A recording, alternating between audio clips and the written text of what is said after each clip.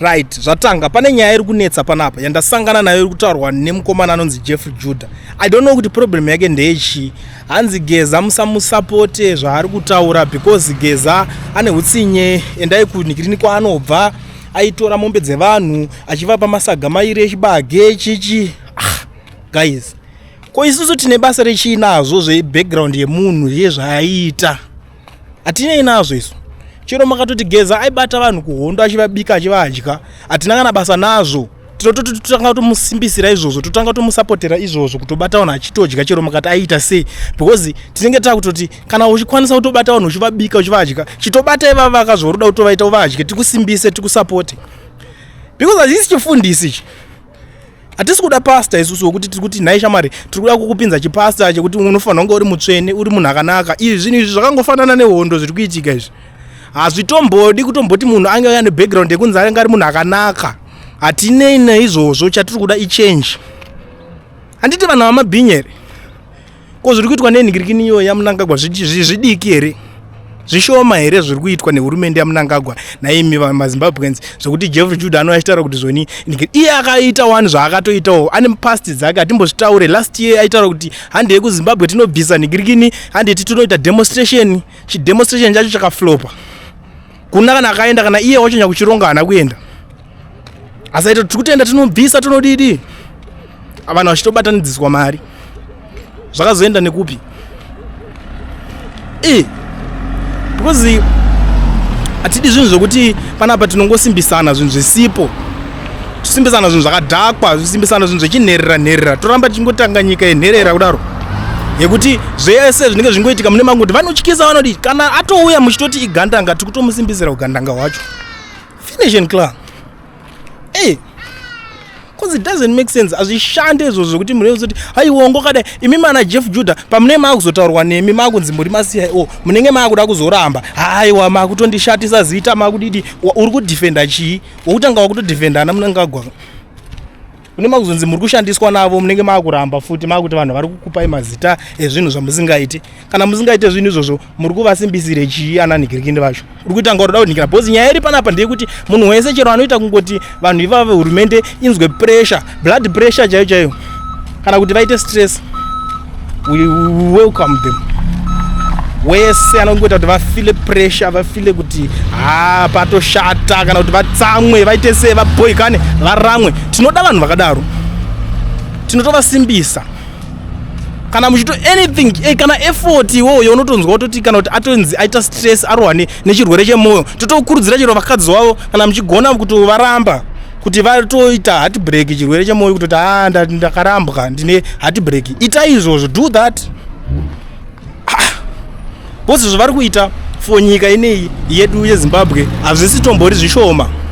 Honestly speaking, hatimboswere takasapota zvinhu zvakadhakwa kudaro. Inini chinhu chese chinongonzi against ZANU-PF ndinosapota. Chero vakatobuda mwana wake achitanga kutomuti nhingirikini andimboti uri mwana wacho maidya mese mari yedu yenyika. Ndotomusapota kupengereka kwaanenge achitoita ikoko. Ndotomusapota kuti yes, ita kuti baba wako abva ndozvorutoda. Ngatitoita totomusapota mwana wacho kuti zvinhu zvotoenda. Because ini ndechiziva kwatakananga chatiri kuda ndochati chida kuziva kuti chiitike senyika. Kwete kuti totanga kuti ane past yakashata. Endai kumusha kwake zvine basa rechinezo, zvine basa rei. Zvine basa rei. Iwe wakaita zvingani ndiani asina zvipande patown. Zvipande zvemunhu atitomborinei nazvo kana ka 1. Hatisi kumboita kana zvinhu zveutsvene, harisi denga riri kupindwa iriba, harisi tombori denga. Zvinhu zvokujaira kuti munhu akanhingina ende Geza wacho hana kuti ndoda kuita president. Kana yanyaya yekuti adoziva president ndo nyaya tinozotanga kutaura ipapo kana imwe problem yasorovheka. Simple. Totanga tambosolva problem. Bosi mari Jeff Judah makazviita makazvitadza. Try kuti tiri kutoenda tonomubvisa tonoda so. Hapana, makatadza. Muri mafailure. Mauda kupedzera vamwe BP. Andimbosekerera zvakadaro. So guys, inzwai nyaya iri panapa iyi ndakatoshatirwa. Zvandoda kuita da kuti mumboona kanhingirika ari panapa. Pane a certain program iri kuitika panapa iyi. Da kuti mundiudzewo kuti muri kuionawo sei. Welcome to Greenlight International Trust Bring a Smile. Our 12th anniversary Bring a Smile, which will be held in Binga on the 26th of April. We are holding a fundraising dinner to fund this Bring a Smile on the 29th of March in Batanai Gardens from 7 p.m. to 9 p.m. We have tickets that we are selling from the cost of $10, $20, $30, and $50. Please get in touch and attend this fundraising dinner through our contacts that are written down there. I thank you. So these guys vanobatsira vanhu vakasiyana siyana, so it's very important kuti mungoenda munova supporta, mungotora nhamba moti tanzi tiuye timboita ma-inquiries panapa. So imimi zvamunongoita chete kungoenda muinbox mavo mototi tataura nakuli and ati zvoni tinzwa kuti zvakamira sei, motora ma-inquiries movasupporta handiti kuitira kuti zvinhu zvifambe mushe. So panyaya yandiri kutaura iyo, back to the story, hatisi kudzora tsvimbo nekuti gudo rabata kumeso kana vakomana vakabhadharwa mari kuti zvoni vasimbise zvinhu zvakadhakwa. Hatisi kuzodaira idea yavo, vakabvira kudhara ana Jeff Judah vachita noise, but mazuva ano havasisiri relevant. Takatozotanga kuvaona kuti havana dhiri, bosi chatisingatodi munhu anotaura zvinhu zvisingazobudirire. Even iye Geza wacho tinotoda kutoti akatotaura zvinhu zvisina basa tototanga tomuchinjira zvezvo. Usatanga mukurwadziwa nekuti Geza Attacked momentum vanhu vese vari kuti Geza. Itaiwo zvenyu, makatadza, makapiwa machances akawanda, muri mafailures izvo. Iwo zvakafanana kuti kana tingatoti kubhora chaiko uchingoramba uchingopiwa machances uchitadza kugohesa, unongobviswa potoiswa umwe anenge achikwanisa kutochimhanya achitoenda. Same applies chaiwo iwo ukatonzwa roora mukadzi chaiye achinzi ari kutadza kukuitira vana, iwo uchitoona unototraya mumwe kuti gambotraya mumwe kuti ndiite because ndinoda kuti ndiite mwana.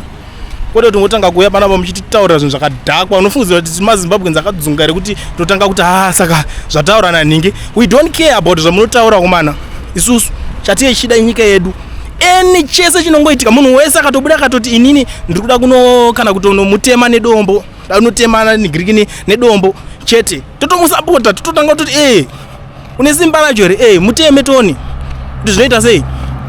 Kwete kuti totanga kutomukriticize, uri kumutemerei, iwe uri kuda kumutema, iwe uri mutsvene here. Hatitomboite zvevatsvene, imimi endai munotsvaga kanyika kenyu kevatsvene kamuchazotanga kusunungurwa nevatsvene chete. ZANU-PF ndechigandanga manje. Vanhu vangani vakaurayiwa neZANU, vanhu vangani vakatadzirwa nepolitical party here. How many? Tikada kuvaverenga tovapedza here. Hama dzakawanda dzakafa, izvozvo vamwe havatori navabereki, vamwe vakatoita zvirema because of that political party, vamwe vakato-abductwa vakanyangarika. Wototaura kuti Geza hasi nigirikini, hasi munhu kwaye, ndai munobvunza kumusha kwake, zvakadai so akamboita chakati chakafeila. For now timboningina, hatisi kuda munhu anotanga kuningirina, anotanga kuda kuvhiringidza zvinhu zviri kuitwa. Siyai ambotraya. Nanzi kuramba zvese zvamukutaura kuti akazodai so akadai dididi, aiwa isu hatina basa nazvo izvo. Ndozvinhu zvatisangana nebasa nazvo izvo, akazodidi akadidi, ndezvekumba kwake nemhuri yake.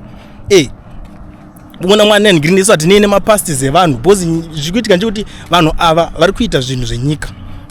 Saka ngavaiti zvinhu zvinofamba zvibude, kwete kuti imimi munotiudza kuti zvoni aiwa zvaari kuita izvozvo zvakadhakwa, iye wacho hasi mutsvene ndiani. Hatisi kuvhura chechi, inyika haisi chechi, ndo zvatiri kutaura izvozvo. Anenge asvotwa ngaasvotwe.